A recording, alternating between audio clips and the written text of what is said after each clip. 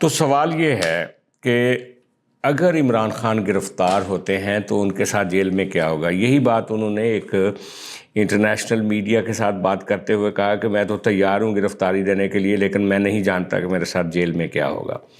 تو ممکنہ طور پہ عمران خان صاحب کے ساتھ اگر جب وہ اریسٹ ہوں گے تو کیا ہوگا، میں آپ کو بتاتا ہوں۔ سب سے پہلے تو ان کا میڈیکل ایک ہوگا جس میں ان کے سارے ٹیسٹ ہوں گے۔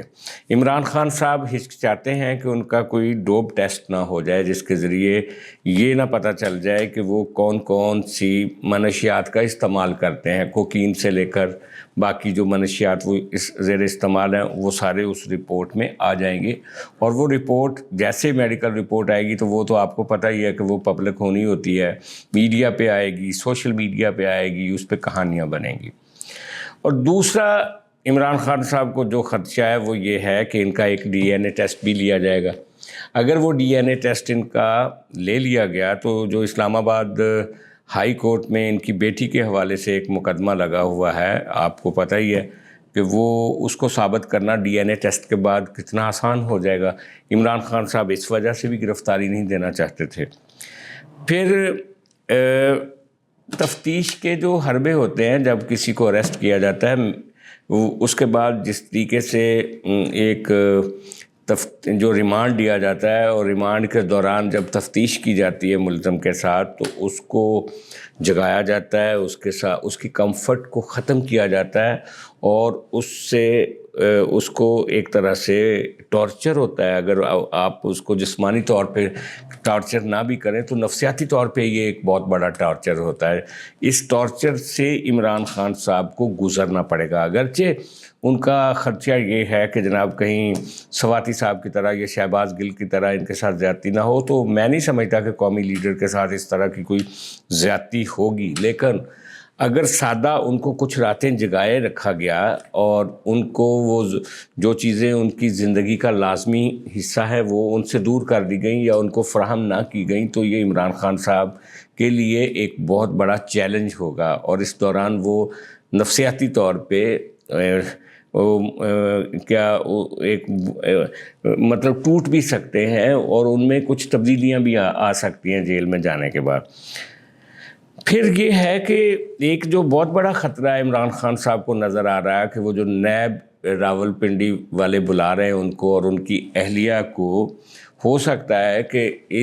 یہ جو مقدمہ توشہ خانہ کا ہے اس میں تو تفتیش جلدی مکمل ہو جائے، لیکن اگر نیب نے ڈیلیوری لے لی اگر اس کے بعد ان کی،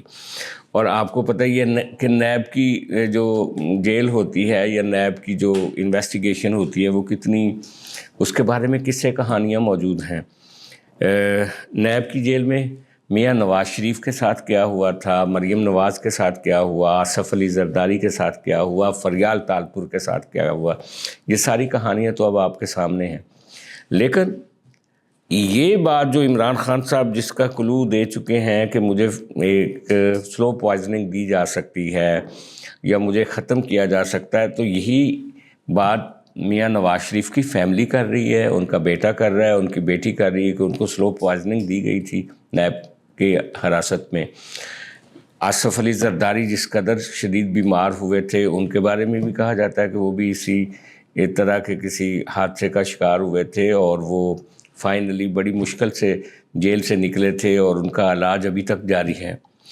تو یہ ساری چیزیں اپنی اپنی جگہ پہ، لیکن ایک اور بات بھی مجھے یاد آتی ہے، جب میاں نواز شریف نے پوری ایک ڈیکیڈ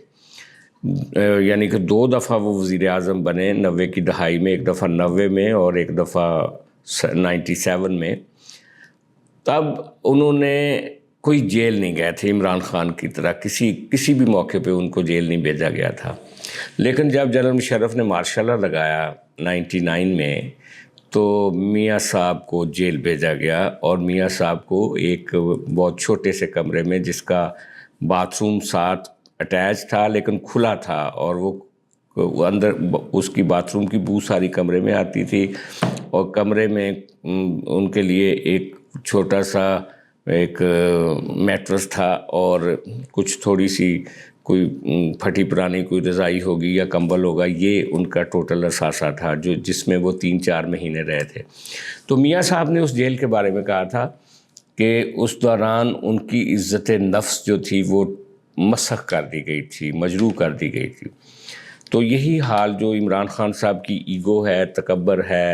اور اپنے آپ کو ناقابل تسخیر سمجھنے کا جو ان کے اندر ایک